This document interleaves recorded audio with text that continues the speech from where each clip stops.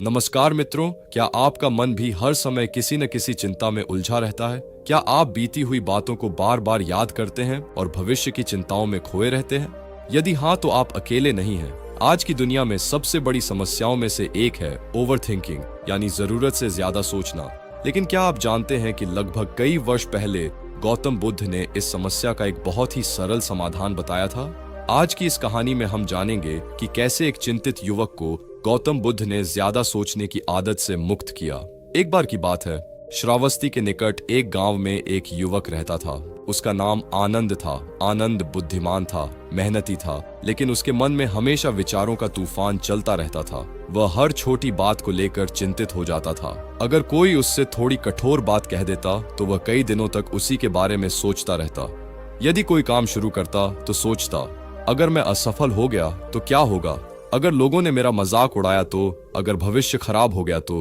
धीरे धीरे उसकी रातों की नींद गायब हो गई। उसका मन हमेशा बेचैन रहने लगा। एक दिन गांव के एक बुजुर्ग ने उसे सलाह दी, तुम गौतम बुद्ध के पास जाओ, शायद वे तुम्हारी समस्या का समाधान बता सकें। अगले दिन आनंद बुद्ध के आश्रम पहुंचा। उसने बुद्ध को प्रणाम किया और कहा, भगवान, मेरा मन कभी शांत नहीं रहता। मैं हर समय सोचता रहता हूँ। जितना सोचता हूँ उतना ही परेशान हो जाता हूँ। कृपया मेरी सहायता करें। बुद्ध ने उसकी बात ध्यान से सुनी, फिर मुस्कुराकर बोले, आनंद, मेरे साथ चलो। दोनों पास बहने वाली नदी की ओर गए। नदी का जल बिल्कुल साफ था। बुद्ध ने एक लकड़ी उठाई और पानी को जोर जोर से हिलाने लगे। कुछ ही क्षणों में साफ पानी गंदला दिखाई देने लगा। बुद्ध ने पूछा, क्या अब तुम पानी में अपना चेहरा देख सकते हो? आनंद बोला, नहीं भगवान, पानी बहुत अशांत है। बुद्ध शांत स्वर में बोले, कुछ देर प्रतीक्षा करो। वे दोनों चुपचाप बैठ गए। कुछ समय बाद मिट्टी नीचे बैठ गई और पानी फिर से साफ हो गया। बुद्ध ने पूछा, अब क्या तुम अपना चेहरा देख सकते हो? आनंद बोला, हाँ भगवान, अब पानी बिल्कुल साफ है। तब बुद्ध ने कहा, तुम्हारा मन भी इसी पानी की तरह है। जब तुम लगातार सोचते रहते हो, चिंताएं करते रहते हो, तब मन अशांत हो जाता है।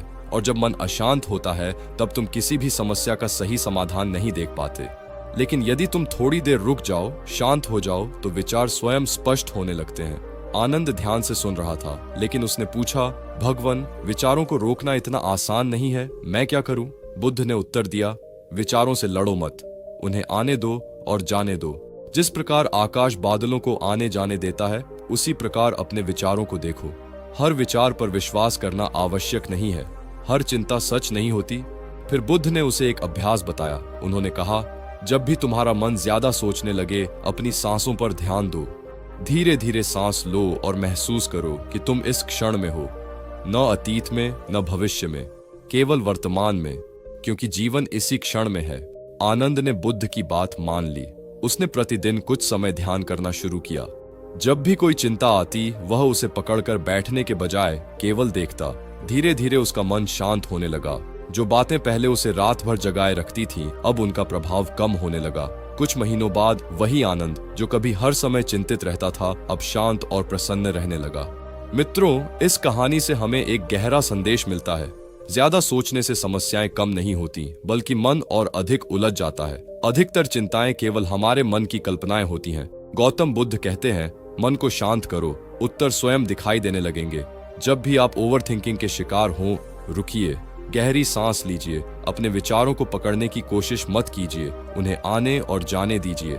याद रखिए, अतीत बदल नहीं सकता और भविष्य अभी आया नहीं है। आपके पास केवल यह वर्तमान क्षण है, और जो व्यक्ति वर्तमान में जीना सीख लेता है, वह चिंता और ओवर थिंकिंग से धीरे धीरे मुक्त हो जाता है।